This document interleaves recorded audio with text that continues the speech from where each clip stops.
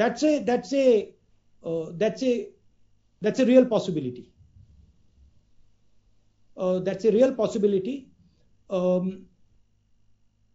But we have to first take care of the virus. We can take care of, we know how to make sure that India is democratic. Don't worry about that. But right now we have to make sure that we defeat this virus.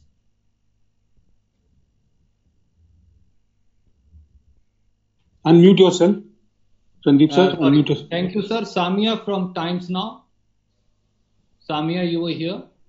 Yes, sir, I'm right, if you can hear me. Sir, my question is basically pertaining to the health of the migrant workers also, for that matter.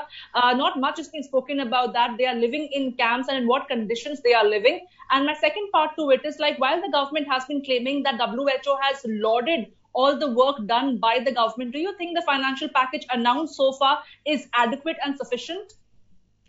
I think we need to be much more liberal with the amount of money that we are giving our people, because it is a question of protecting them and protecting our economic structure. So I don't think we should be penny pinching right now. The amount of money that is being given is nowhere near adequate.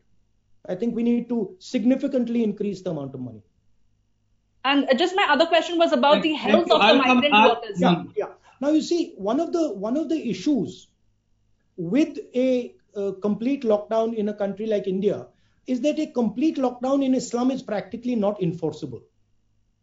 So you have completely different problems in a slum than you have in a place where people are living separately in buildings.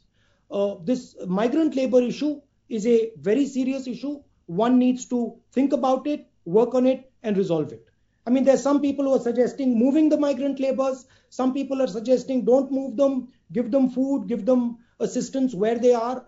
Whichever choice the government chooses, they need to act on it quickly, because if they do not act on it quickly, we will see social unrest developing very fast in this country. Look, the thing is, you cannot blame people. You see, one of the conversations I've been having with the chief ministers, you cannot blame people in this situation. So you have to be compassionate with people, and if people are coming out, there is a very valid reason for them to come out, because they are starving. So you have to fix that reason. So I think we have to, as a government, our government has to be very, very compassionate and sensitive to these feelings. It has to respond to them quickly. Unmute yourself, sir. Unmute yourself. Sorry, शुक्रिया। संजय मिश्रा जी, दैनिक जागरण से, कृपया अपना सवाल पूछिए। Sir, आप उनके behalf पे पूछ लें, वो हमसे जुड़े नहीं हैं। जी सर, उनका सवाल ये है कि आपने कहा कि एक स्ट्रैटेजी होनी चाहिए, तो आपके हिसाब से 3 सबसे अहम स्ट्रैटेजी क्या होनी चाहिए कोविड-19 से लड़ने के लिए? इसको आप दो पार्ट्स में डिवाइड कर दीजिए, इकोनॉमिक और हेल्थ। हेल्थ के साइड पे आपने पॉज बटन दबाया है। जब आप पॉज बटन को हटाएंगे, डिजीज तेजी से दौड़ेगी, तो उसके लिए आपको पूरा प्रिपरेशन पॉज बटन हटाने से पहले करना पड़ेगा। हॉस्पिटल्स, स्टेट्स को पैसा, हेल्थ केयर, टेस्टिंग, पूरा आपका सिस्टम 20 तारीख तक टिप टॉप शेप में रेडी टू गो होना चाहिए, पहली बात। दूसरी तरफ फाइनेंशियल प्रोटेक्शन, गरीब लोगों के लिए सेफ्टी नेट, आधार जैसा सिस्टम जहां हम सबसे गरीब लोगों के बैंक अकाउंट में सीधा पैसा डालें, फूड सिक्योरिटी का सिस्टम, जो हमारा अनाज पड़ा हुआ है उसको डिस्ट्रीब्यूट करें, राशन कार्ड का मैंने पॉइंट बताया।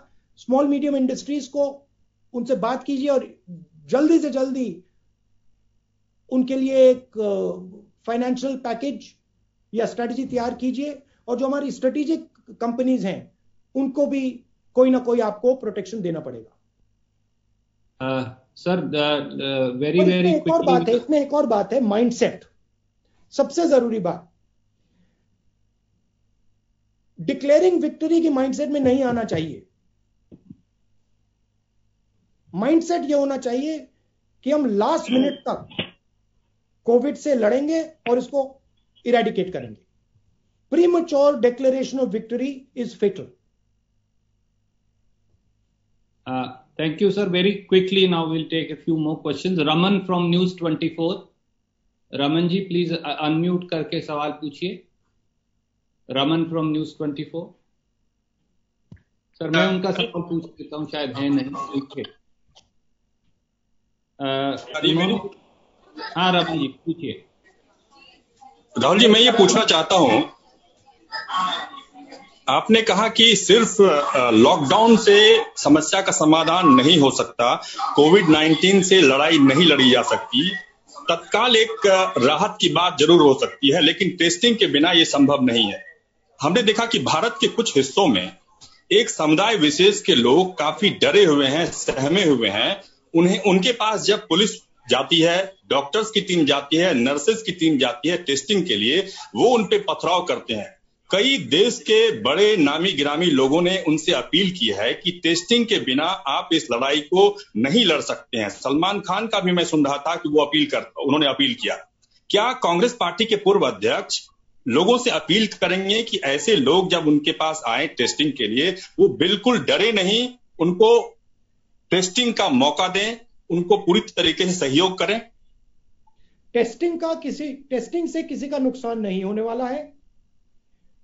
टेस्टिंग से बीमारी के बारे में इंफॉर्मेशन मिलती है और लार्ज स्केल पे टेस्टिंग किया जाना चाहिए। देखिए, सबसे जरूरी चीज, अगर बीमारी से लड़ना है तो हिंदुस्तान को एक होना पड़ेगा। जात को, धर्म को, एज को, सब चीज को भूलकर एक होना पड़ेगा। जहां भी हिंदुस्तान ने बीच में लड़ाई की, वहीं वीकनेस शुरू हो जाएगी। तो सबको एक एक करके आगे ले जाना पड़ेगा। आपने स्ट्रैटेजी के क्वेश्चन का एक सवाल पूछा था, मैं उसमें एक और बात कहना चाहता हूं।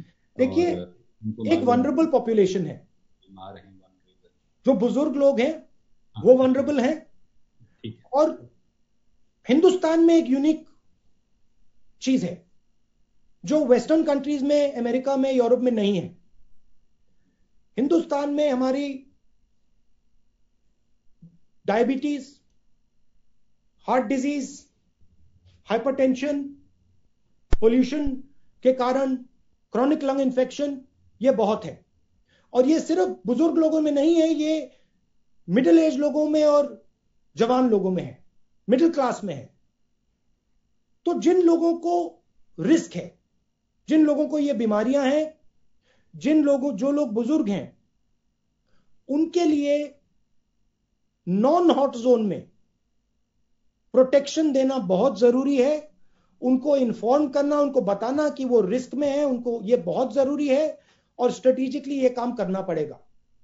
क्योंकि मुझे लगता है कि ये यूरोप और अमेरिका में बुजुर्ग लोगों की बीमारी है, मगर हिंदुस्तान में ये सिर्फ बुजुर्ग लोगों की बीमारी नहीं होगी।